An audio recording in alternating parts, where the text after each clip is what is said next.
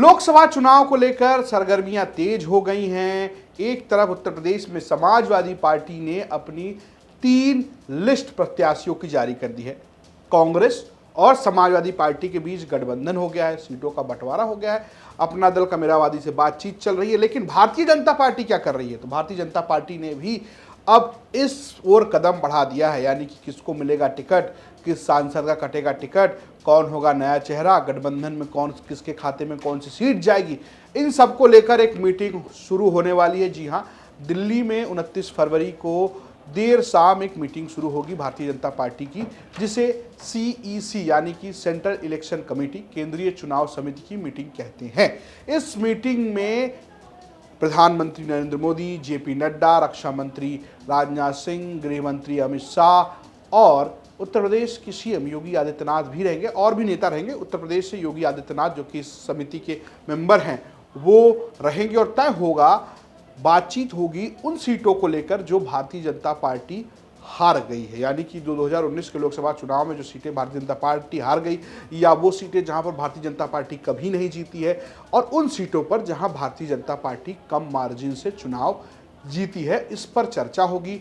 चर्चा टिकटों को लेकर होगी, चेहरों पर होगी, जो जानकारी सामने आ रही है। इस मीटिंग के बाद पहली सूची आ सकती है भारतीय जनता पार्टी की, इस बात की चर्चा चल रही है।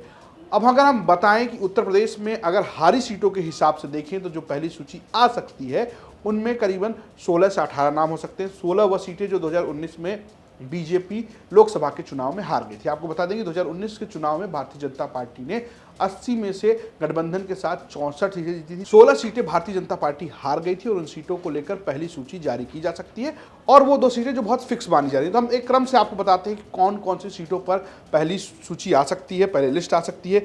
उनमें गाजीपुर है, घोसी है, नगीना है, सहारनपुर है, बिजनौर है, अमरोहा है, श्रावस्ती है, अंबेडकर नगर है, लालगंज है, जौनपुर है, मैनपुरी है, मुरादाबाद है, संभल है और रायबरेली है।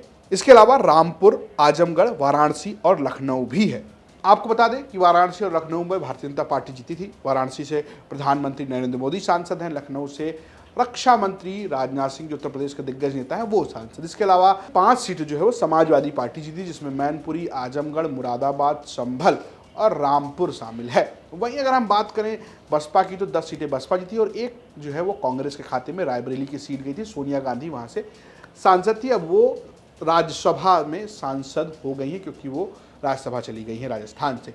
अब देखना दिलचस्प होगा जब ये पहली सूची आएगी तो जो ये जहां पर भारतीय जनता पार्टी नहीं जीत पाई है वहां पर किनको किनको टिकट मिलता है। हालांकि आजमगढ़ और रामपुर ऐसी सीटें हैं जहां भारतीय जनता पार्टी ने उपचुनाव में जीत हासिल की थी। आजमगढ़ से दिनेश लाल यादव, जो कि भोजपुरी सुपरस्टार है, वो सांसद हैं। तो किसका टिकट कटेगा ये भी सूची में कहीं ना कहीं साफ हो जाएगा। तो इंतजार सबको भारतीय जनता पार्टी की पहले लिस्ट का है, और इंतजार ये कि किसको बीजेपी टिकट देने जा रही है, क्योंकि बीजेपी में दावेदार बहुत हैं। आपको क्या लगता है हमें कमेंट बॉक्स में जरूर बताइएगा। स्टोरी भेजी थी हमारे सहयोगी हिमांशु ने, प्रस्तुत किया हमारे रजत ने, और कैमरे के पीछे हैं कोयल। देखते रहिए ऊपर तक। नमस्कार।